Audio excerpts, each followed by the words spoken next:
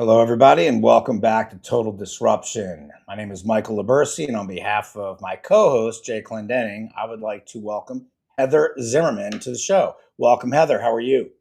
I'm doing great. How are you? I'm doing awesome. I've got to be careful. I've got a friend named Jen Zimmerman. I'm always ready to go Jen, because her and I professionally associate sometimes. And I was just talking to her 2 days ago. I'm like, oh, I don't want to offend Heather here. So Well, I can't wait to dive into this interview. I'm super excited. I'm always fascinated by the world of life coaching, leadership, energy, healing. You've got a master's degree in applied behavior. You have a bachelor's in psychology. You are the embodiment of sort of we'll call it, for lack of better words, the alternative world meets the scholastic world meets the mhm. real world. Everyone's in the real world. But if I need to put definition down for the audience, right? And I'm going to let you talk a little bit about what you do. People could listen to me babble on, but you, quite frankly, have a better voice and are probably a little bit more interesting than me talking about you. So I just spit out a lot. It's kind of rude. Welcome to the show. Let's hear what you've got. I've just smashed all your stuff together in about 3 sentences. Why don't you expand on it for me? Okay, so we'll start with what I do. I did get my master's in applied behavior analysis and my bachelor's in psychology because I had initially intended to become a child psychiatrist. That's what I wanted to do. I decided after learning more about the medical school program and what it really represents and how it was formed, I decided against that and decided to go into a more holistic approach.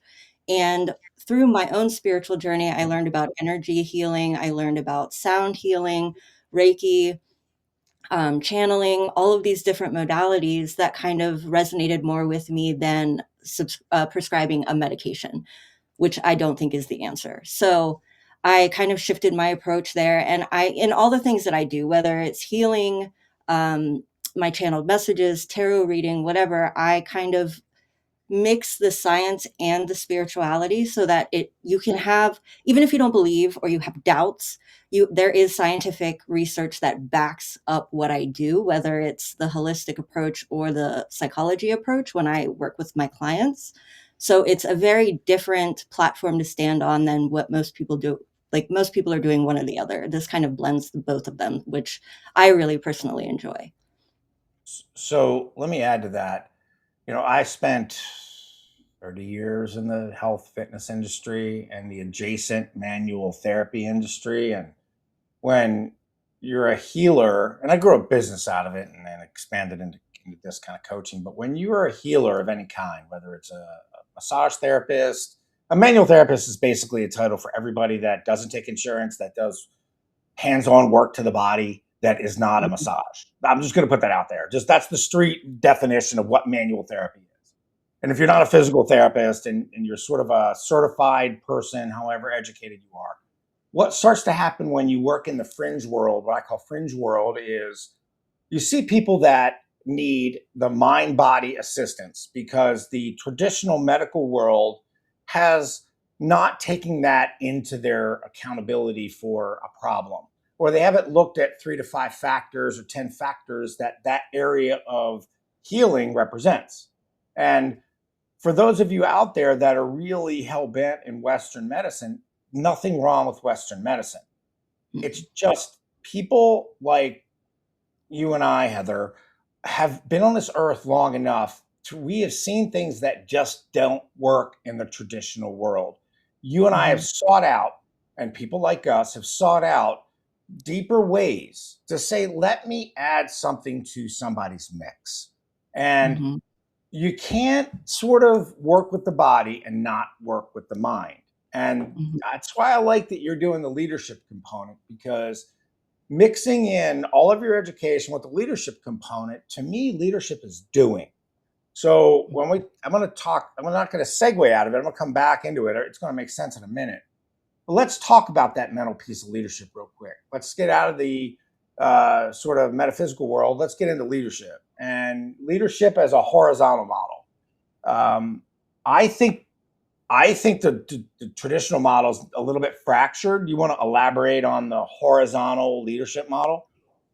Sure. So I agree with you that the hierarchical structure of things is what we've been programmed with and what we've been doing for so long, and it isn't working anymore. A lot of the things in the system make people feel less than. They don't they focus on, all of the negative things and are trying to get people to focus on that. And with the horizontal partnership platform that I stand on, everyone is treated equally. Everybody is one piece in the whole, aspect of a company or whatever system that you're talking about. And we all play a role. We all have a function. We all bring our own unique pieces to the table, whether that's through education, experience, or just, personal dynamic. And so when you treat everyone equally and you make them feel respected and appreciated, the morale goes up, productivity goes up, and everybody just works so much better together that it really shows up in your ROIs, your numbers, anything that you want to, whatever demographics that you look at. And I think that it truly works a lot better than the systems that we're used to. Okay, so let me ask you a question. I'm going to play non-adversarial devil's advocate. When the Okay. buck stops with somebody and everybody's equal, who is the leader of a horizontal leadership model? In other words, okay, captain, wait a minute, who's the captain? The ship's going down. What's the plan? What do you, I mean, listen, this is a hypothetical conversation here. Yeah. So when we want to be relatable, so let's educate the audience on a horizontal leadership model. Who's the leader? How does that go? Where does that go? So at the very basic level, if you're a group, if you're a team, if you're, working towards being a family and you're doing this together, then everybody's held accountable. Because with this leadership model, you are not only treating each other equally, but you're working together. So you're holding each other accountable, you're giving each other positive reinforcement, you're making sure that everybody's doing their part.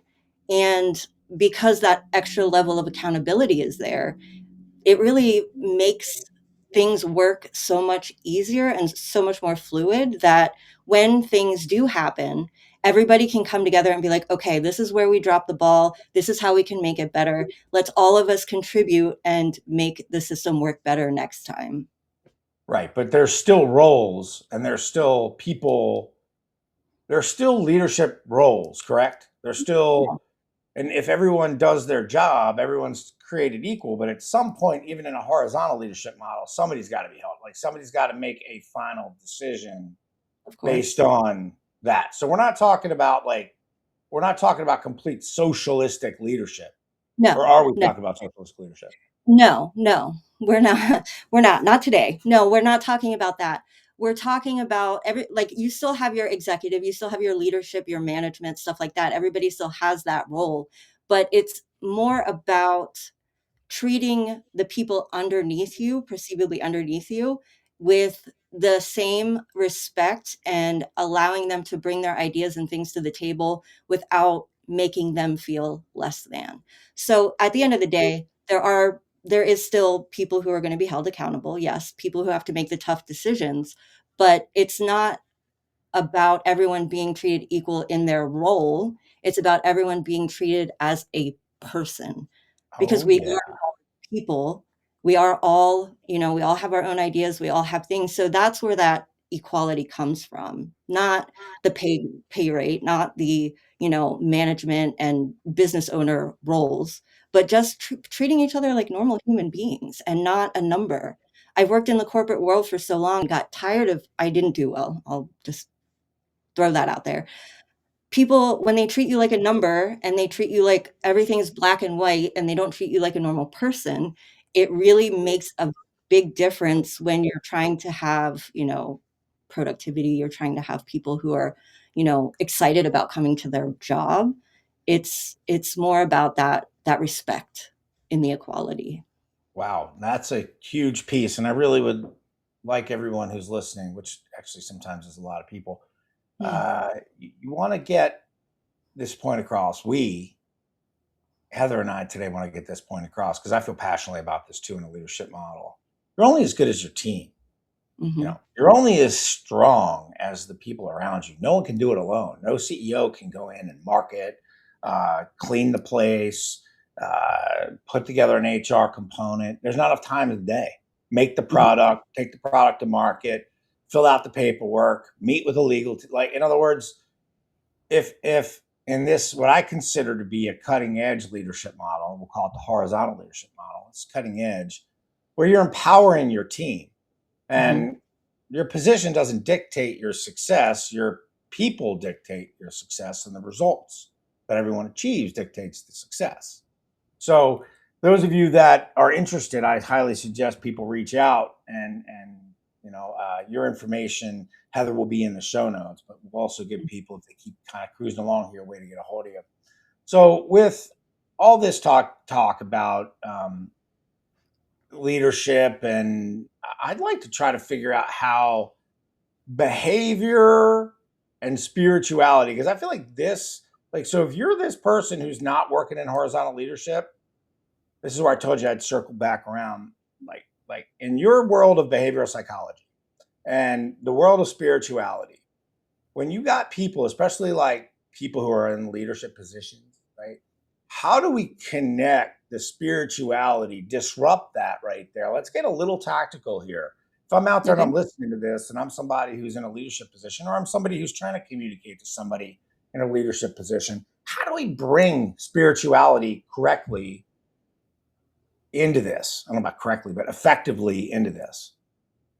So first, let me preface, because a lot of people, when they hear the word spirituality, they automatically think of religious components. This has nothing to do with religion. It has nothing to do with God. It has nothing to do with any of that.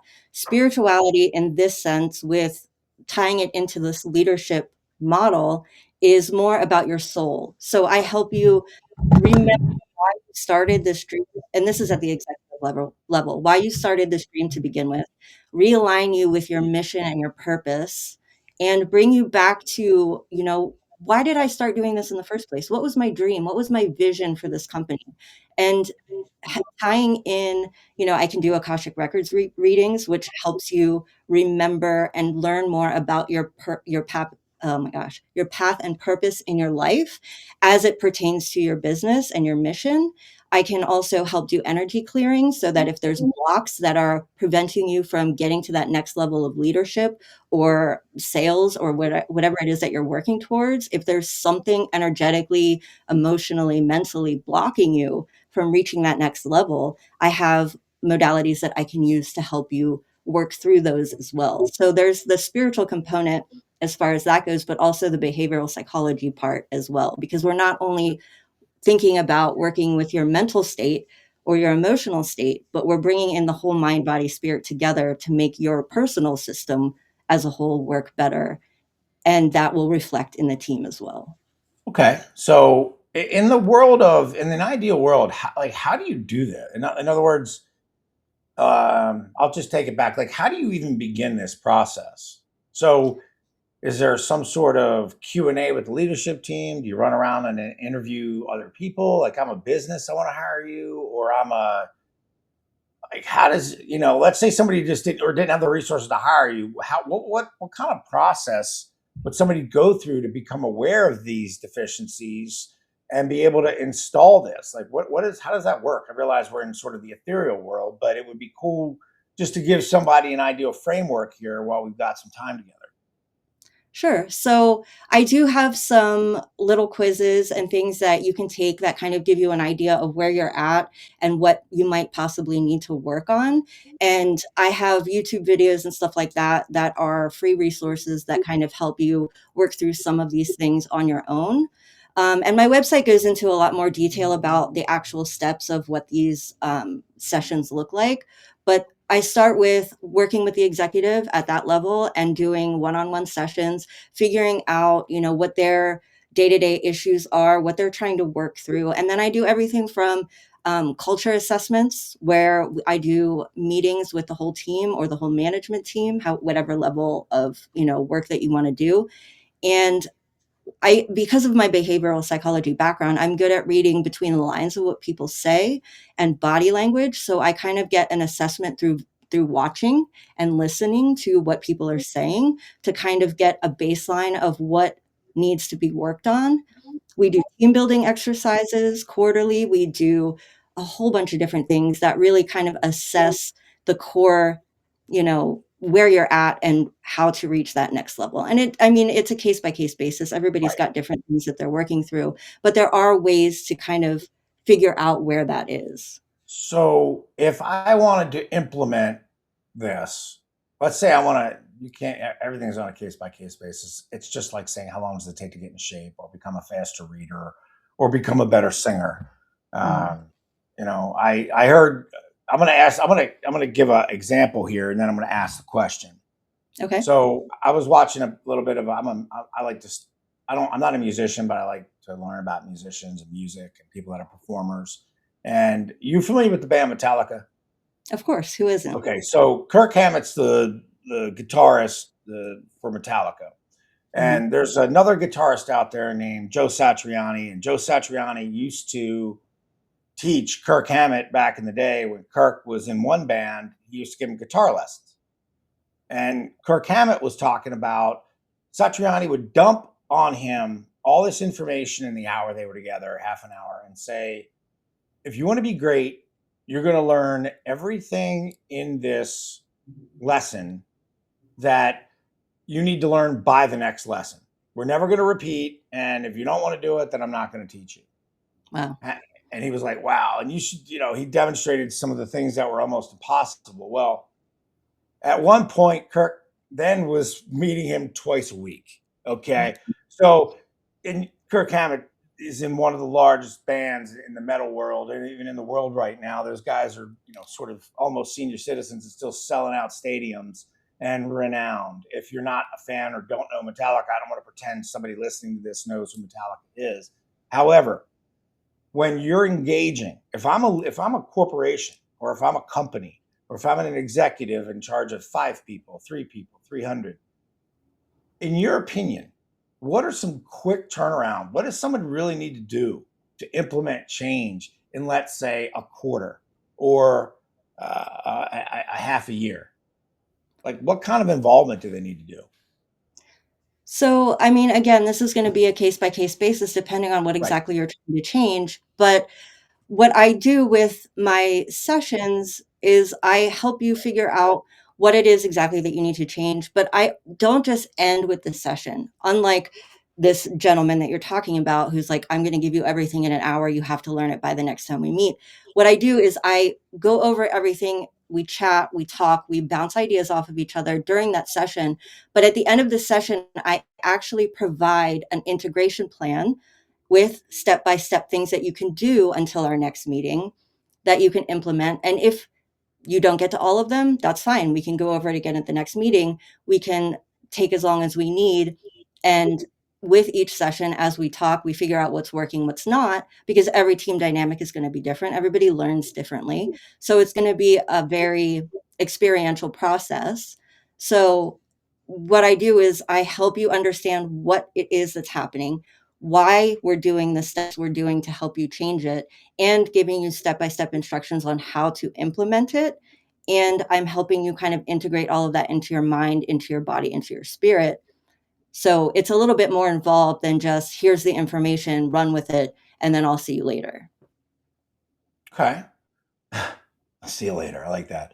So I would think a best practice would be if somebody really wanted to make rapid change within a 3 month cycle or a semi-annual cycle or an annual, depending on how big the organization is and how fast and how much exposure someone like you gets to an organization. How about living their life in the way they lead, right? Leading themselves first. And I think that's a hack. Honestly, I do. I think it's a shortcut. And I do feel when we talk about spirituality, when I say spirituality, like yourself, I'm not really talking about religion. I'm talking about inside, the outside, and the alignment between the two. The way I want to be and the way I am being, how close those two definitions overlap and mirror or overlap and match each other and what Mhm. I'm doing. So, as a leader, if I'm not guiding my own punch, if I'm not handling my own self, chances are I'm not going to be handling my organization in a certain way. I Right. think I think sometimes, and maybe you'll agree with me on this, or maybe you'll disagree with me on this. I think the rare genius that's a complete mess in every other part of their life but this thing, I think those Mhm. people are extremely rare. I think the rest of us have to honestly work really hard at it, live our truth, be Mhm. ourselves, and be in alignment with what we're doing and bring that forward, whether we're uncomfortable or comfortable with it. And chances are, if we get that alignment, we'll be in better shape. Now, you want to, I don't know if you agree with me or not, but like, let's expand on that. Yeah, absolutely. I totally agree with you. And this is where that spirituality aspect comes in and the alignment part comes in because as within, so without. When you go within and you start living your life in alignment, you start living your mission, you start being your authentic, true self, then everything in your outer world will start to reflect that. So you do really kind of have to take that step inward and figure out who do I want to be? What kind of leader do I want to be? How do I want to run my team? What do I want my ethics and morals to be as far as my life goes, not just my business, but me? Because if you can't lead by example, how can you expect your team to run with these, ideas if you're not doing it yourself? Because that's another thing. Like, how can you expect to hold them accountable for doing something a certain way if you're not doing it as well? And that goes Right. for living your life or running the business. And we find that a lot in our coaching groups, like with disruption, Mhm. the coaching component of disruption. And I know you do too. There's a lot of people out there living false Mhm. lives. They want one thing, they're not doing enough. I'm almost skeptical in using that word, but they're not doing enough alignment to get that thing delivered, right? People It's wear masks. almost like saying, I'm trying to live forever, yet you're abusing your body every single day. You're living in a dream versus a reality. And things are uncomfortable. Sometimes Mhm. alignment doesn't equate to comfort. It does in the long run. Yeah. I think it's short term discomfort. I think in some cases when I got aligned with where I needed to be, and I'm not saying I'm in alignment with perfection by any means. My life isn't perfect, but the closer I get to being the person I'm projecting, and the closer I get to being principle driven and not being swayed by other people's opinions, the better I disseminate information, the better I influence, and the more rock solid I am. I got a friend of mine who's absolutely a genius at this. And the closer I get to that, the more he makes sense. Right. Mhm. Mhm. So who have you like you've learned a lot. Who are some people that influence you? We got about 2.5, 3 minutes here left. Where do you get? So let's give people some resources. Like, what's your website? What are some other people that are influencing you? Let's expand somebody's horizons here a little bit. Okay. So, first, to reiterate what you just said, this is part of what alignment actually means. It's when your words and your actions match. So you're not just speaking your truth, but you're living it as well. So my website is divineascensionco.com. You can find pretty much all of my stuff there. That's the name of my company. And as far as the people that influence me, there's been so many. There's been a lot. If I can give you one resource, there's a book. It's called Raise Your Vibration by Kyle Gray.